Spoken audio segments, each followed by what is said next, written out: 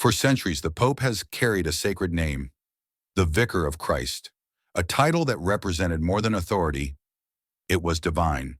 For nearly 2,000 years, the Bishop of Rome has held titles that echo through history. Successor of the Apostle Peter, Supreme Pontiff of the Universal Church, and perhaps the most sacred of all, the Vicar of Christ, a title that signifies the Pope as the representative of Christ on earth. Yet today, that title has quietly vanished from the Vatican's official documents. Why would the Pope, Christ's earthly shepherd, step away from such a powerful name? This is not merely paperwork. It is a window into the heart of a church in transformation. The term Vicar of Christ, Vicarius Christi, first appeared in the early centuries of Christianity. The Latin word vicar means one who acts in place of another.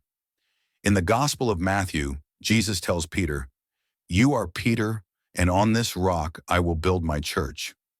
To Catholics, this was no ordinary blessing.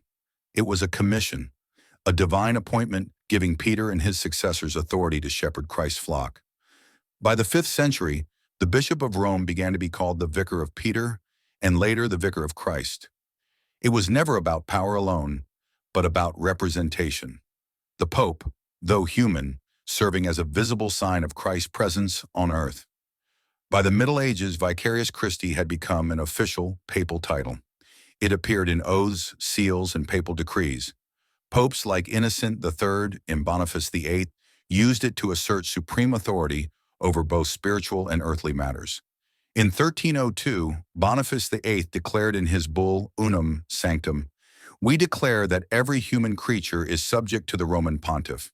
For centuries, the title symbolized divine legitimacy, a reminder that the Pope did not rule in his own name, but in the name of Christ himself.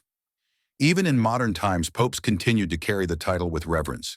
St. John Paul II used it often, and it appeared prominently in the Annuario Pontificio, the Vatican's official yearbook. But in March 2020, something changed. When the new edition was published under Pope Francis, observers noticed a difference. The page that had always begun with Vicar of Christ now began simply with the Pope's personal name, Jorge Mario Bergoglio.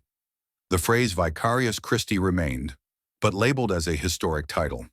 The change sent ripples through the Catholic world. Traditionalists saw it as an attempt to diminish the Pope's divine authority.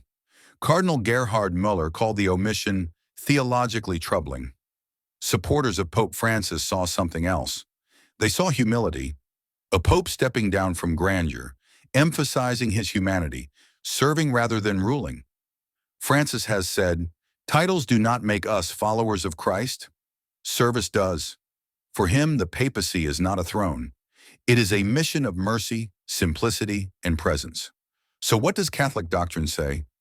Canon Law 331 declares, "The Bishop of the Church of Rome is the Vicar of Christ and the pastor of the universal church on earth." Officially, nothing has changed.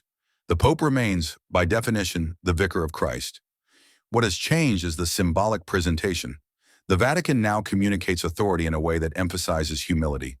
Pope Francis speaks of a synodal church, one that walks together, listens together, and shares leadership rather than imposes it. By placing his personal name above the title, Francis reminds the world, the Pope is first a disciple of Jesus, not a replacement. This shift reflects a larger pattern under Francis. Dialogue over dominance. Cooperation over control. The people's Pope, living simply in a guest house rather than a grand palace. For some, this simplicity is the embodiment of the gospel. For others, it is a loss of the mystical grandeur of the papal office. Perhaps both are true. The Church is not losing sacredness. It is rediscovering it in a more human form. Why does the Pope no longer use the title Vicar of Christ on official documents?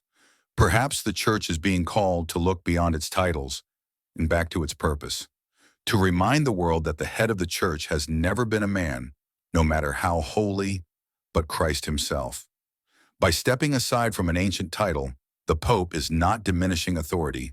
He is pointing us all to the one whose authority never fades. If you found this story enlightening, subscribe to Global Shift, where faith, history, and the future of humanity meet.